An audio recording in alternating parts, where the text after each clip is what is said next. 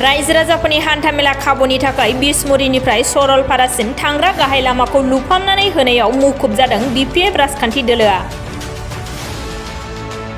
जों मिथिगौदि क'क्राझार जिल्लानि सिङाव थानाय बिसमुरिनिफ्राय भारत भुटान सिमना सरलपारासिम थांग्रा लामाया जोबोद गाज्रि थासारियाव दङ, जायनि थाखाय बे लामाजों थांलाय फैलाय खालामग्रा ओनसोलनि रायजो राजाफोरा गोबां जेंनाजों मोगा-मोगि जानांबोगासिनो दङ। ओनसोलनि थागिबि रायजो राजाफोरनि हान्था मेलानि जेंनाखौ एसेब्लाबो बोस्रांनानै होनो थाखाय लामा लुफामनायनि राहा लादों बिपिएफ दोलोआ। क'क्राझार जिल्लानि देबोरगाव बियाबनि सिङाव थानाय मोनब्रै प्राइमारि फारियै बासबारि, बदरामपुर, मालिगाव, महनपुर, उल्टापानि आरो सरलपारा प्राइमारि कमिटि बिपिएफआ जुथायै लोगो नांना रां खांलायनानै ओनसोलनि रायजो राजाफोरखौ लानानै जेसिबि गारिजों बिसमुरिनिफ्राय सरलपारा थांग्रा लामाखौ सरलपारानिफ्राय लामा लुफामनाय खामानिखौ थांनाय 15 मे अक्ट'निफ्राय जागायो। लामा लुफामनायखौ खौरां लाहैनायजों लोगोसे सरलपारानिफ्राय जागायनानै जेसेबां हायो बे लामा लुफामनाय खामानिखौ मावलांबाय थागोन होनना फोरमायो बिपिएफनि लाइमोन दैदेनगिरि प्रहलाद ब्रह्मआ। बेराफारसे 30 नं सानजा क'क्राझार विधानसभा बियाबनि एमएलए लरेन्स इस्लारियाबो आसाम सरकारनि बिथांखिजों बे लामाखौ लुफामनायनि खामानिखौ थांनाय सानखालि बेखेवनानै होयो। लोगोसे बिपिएफनि बे लामा लुफामनानै होनायनि फारसे एमएलए लरेन्स इस्लारिया अजद होनायनि सायावबो फिनजाथाय होनायजों लोगोसे रायजो राजाफोरनि खाबुनि थाखाय खामानि मावनानै होनायाव रावबो हेंथा होनो नाङा, हायोब्ला हेफाजाबसो खालामनांगौ होनना बुंथियो बिपिएफनि दैदेनगिरि प्रहलाद ब्रह्मआ।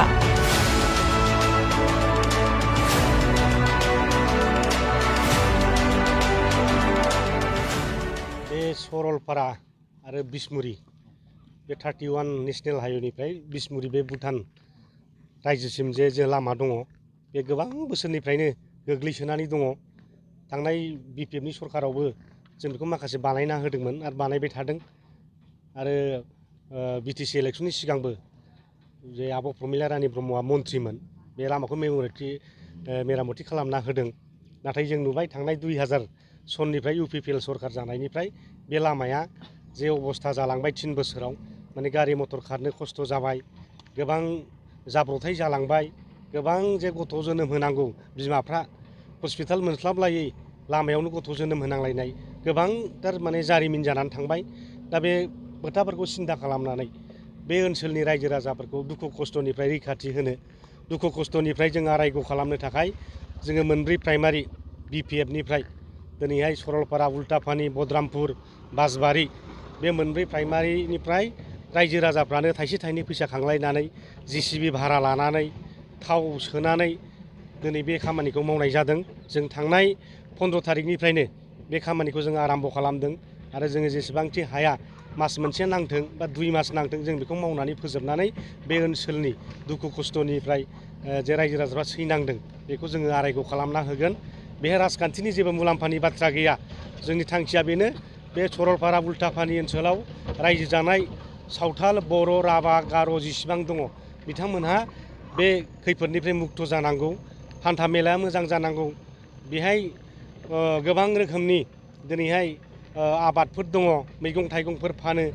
गाइखेर बे ओनसोलनिफ्राय लानानै क'क्राझार टाउनाव लाङो, बङाइगाव टाउनाव लाङो, काजलगाव टाउनाव लाङो आरो आसामनि गुबुन गुबुन ओनसोलाव बे ओनसोलनिफ्राय गाइखेर लाङो, गय लाङो। जों खोनादों बेनिफ्राय माबानिफ्राय बांलादेशसिम गय सौहैयो। दा बेफोर माखासे बेफार बानिज्यफ्रा जाहाथे मोजाङै सोलियो, बे ओनसोलाबो उन्नति जायो, बे थांखिनि थाखाय दिनै बे हाबाफारिखौ लानाय जादों। दा खोनानो मोन्दों रुलिं सरकारनिफ्राय नोंथांमोननि जिथु लामा फोसाबनाय हाबाफारियाव हेंथा फैदों होननानै, बेसेबां सैथो?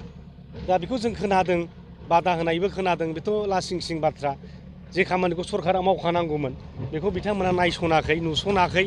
जेब्लानाखि जों बिपिएफ दोलोनिफ्राय रायजो राजाफ्रानो गरसे गरनै थाखा खांनानै लामाखौ बानायो होनबा लाजिनांदों। दानि जोंनि बे एमएलए बिथां मानगोनां लरेन्स इस्लारि बिथाङा थांनाय मोनायावसो बे खामानिखौ शुभारम्भ खालामलाबायबाय, लासिं सिं लाजिनाय मोननानै। दा लामा दालां बानायनाय खामानिखौ बबेबा समाव मोनायाव आराम्भ खालामो नामा? बे लासिं सिं बाथ्रा। लाजिनांदों बिथाङा, जाय खामानिखौ बिथाङा मावनांगौमोन, जाय सरकारा बे खामानिखौ मावनांगौमोन, नाथाय दिनै रायजो राजाफ्रा गावसोरनो थाइसे थाइनै खांनानै मावनायाव दिनै बिथांमोना लाजिनांदों बे सरकाराव आसा खालामनानै जेबो लाब गैया परिबर्तननि नामाव परिबर्तन खालामनानै जोंनि जे मोनखानाय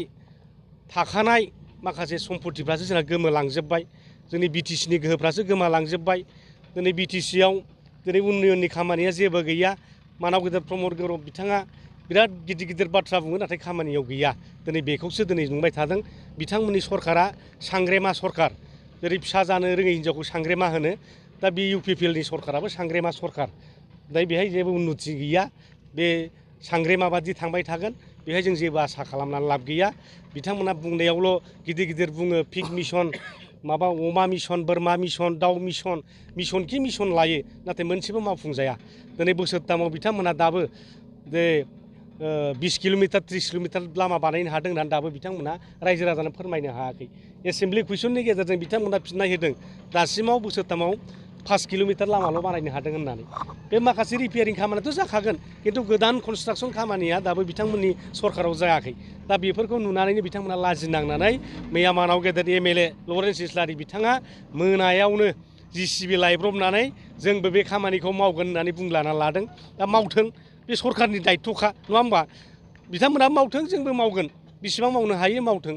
जोंथ' वेलकामसो खालामो सरकारा रायजो राजानि अभाब अभियोगखौ सुफुंना होनांगौ हान्था मेलाखौ मोजां खालामना होनांगौ सोलोंथाइखौ मोजां खालामनांगौ रायजो राजानि दुब्लिफ्राव मा जेंना जादों दै मोन्दोंना मोनाखै आबाद मावनायाव लोंनो दै मोन्दोंना मोनाखै सोरबाया लेखा फरायनो थाखायनो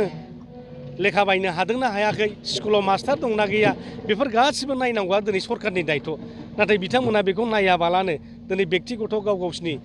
माने स्पि बुंनायनि जे परिबर्तन बेखौसो दिनै खालामबाय थादों जों बेखौ नुनो मोन्दों दा बिथांमोना लाजिनांदों दा बेयाव बुंनांगौ बाथ्रा गैया बिथांमोना मावनांगौ जों लुबैदों इमिडियेट बे लामाया बिसमुरि टु भुटान बे रडआ हयथ' 4 लेन जायोबा मोजां दिनै जाबोगासिनो दं जेरावबो बिथांमोना लाबोनानै देखायफैथों मावनानै देखायथों मास मोनसेनि गेजेराव जागोन होनदों मावनानै देखायथों जों वेलकाम खालामो नाथाय नैबे समावहाय जोंनि खामानिखौ जाहाथे बिथांमोनाबो बादा होआ जों ओरैनो रायजो राजाफोरनि जाहाथे गारि घरा मटरफ्रा गथ'फ्रा स्कुलाव कलेजाव थांनायाव मोजां जाहाथे हान्था मेला मोनो बेफार बानिज्य बे ओनसोलनिफ्राय गाइखेर गय फाथै दिनैहाय अनेकथा रोखोमनि आबाद जायो बे ओनसोलाव जाहाथे जोंनि टाउन ओनसोलावबो थांनानै बिक्रि बा फाननाय बायनाया जाहाथे मोजाङै जायो बिनि थाखायसो बे खामानिखौ मावनाय जादों खोनानो मोनबावदों हाग्रा बिफाननि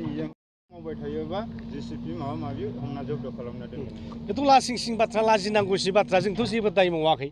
बे JCBआ मा दाय जाखो JCBखौ जों भारा लादों मावनानै होदों सरकारनि थाखायसो मोजां जेरेखम NGOफ्रा मावो नङा होमबा